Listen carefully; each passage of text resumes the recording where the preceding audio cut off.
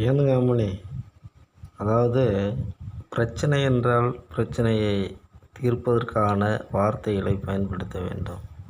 வன்னிய அரசு வன்னிய அரசுனா இன்றைக்கி ஆள்வது விஜய் அரசு. வன்னிய அரசா வன்னிய அரசு என்ற அவருடைய பெயரா? ஒன்றுமே புரியல. இன்றைக்கி ஒரு விஷயங்களை பேசப்படும்போது என்ன எதற்காக அப்படின்ட்டு பேசணும். வாய்க்கிழியே கத்தி ஆவேசத்தை கூட்டுவதனால் ஒரு பிரச்சனைக்கு முடிவு காண முடியாது. வன்னிய அரசு என்றால் யார்? வன்னிய அரசு தமிழக அரசினுடைய தமிழகத்தை ஆளுகிறவரா வன்னிய அரசு? யாருங்க அவர்? நீங்கள் பேசுகிறீங்கன்னா உங்கள் பிரச்சனைகளை மீடியாவில் உங்களுடைய கூக்குரலை உங்களுடைய பிரச்சனைக்கு ஏற்ற விஷயங்களை பேசப்படும்போது தெளிவாக பேச வேண்டும். என்ன ஏது யார் உங்களுக்கு பிரச்சனைகளை கொடுக்கப்படுகிறார்கள்? வன்னிய அரசு வன்னிய அரசுனா வன்னிய அரசுன்ட்டு விஜய் கட்சியில் ஒருத்தர் இருந்துட்டுருக்காரு. ஆமாம், அவர் தான் உங்களுக்கு தொல்லை கொடுத்துட்டுருக்காரா? அதுபோல் உங்களுடைய பிரச்சனைகளை அழகாக பேச வேண்டும். பேசப்படும்போது தான் இருக்கிற இந்த தமிழக மக்களுக்கும் இந்தியாவுக்கும் தெரியப்படும் யாரால் என்ன பிரச்சனைகள் நடக்கப்படுகிறது என்பதை.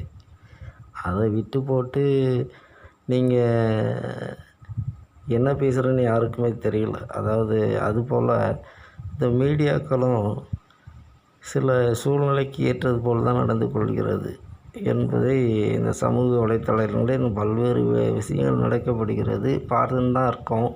அதுபோல் ஒரு நீதிக்கு ஏற்ற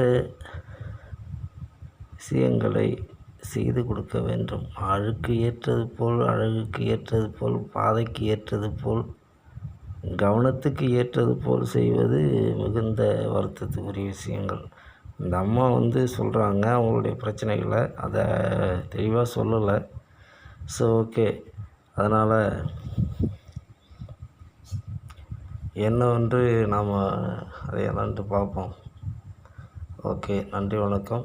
அது குப்பமெல்லாம் ஒன்று சேருங்கள், குப்பமெல்லாம் ஒன்று சேருங்கள். இந்த உலகத்தில் பாருங்கள், பல்வேறு பாஷையுடைய மனிதர்களாக இந்த பூமியில் வாழ்ந்து கொண்டு இருக்கிறார்கள். சென்னையில் அங்கோத்தான்றாங்க, அந்தாண்ட போனால் ஏனுங்க அப்படின்றாங்க, இந்தாண்ட போனால் தமிழை கொச்சைப்படுத்துகின்ற மனிதர்கள் தான் ஜாஸ்தி பூமியில் வாழ்ந்துட்டுருக்காங்க. தமிழ்நாட்டுக்கான என்னங்க தமிழனே ஆள் இல்லையே. ஆள்வதெல்லாம் யார்?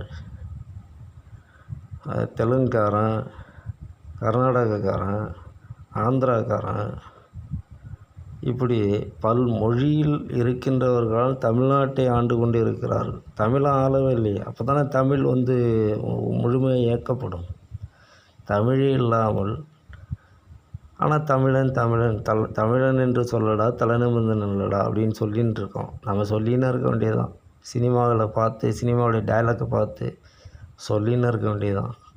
ஆனால் ஃபியூவர் தமிழை தமிழ்நாட்டுக்காரன் எவன் ஆண்டு கொண்டு இருக்கிறான்? ஆள்வெல்லாம் தெலுங்குக்காரன் ஆண்டான்.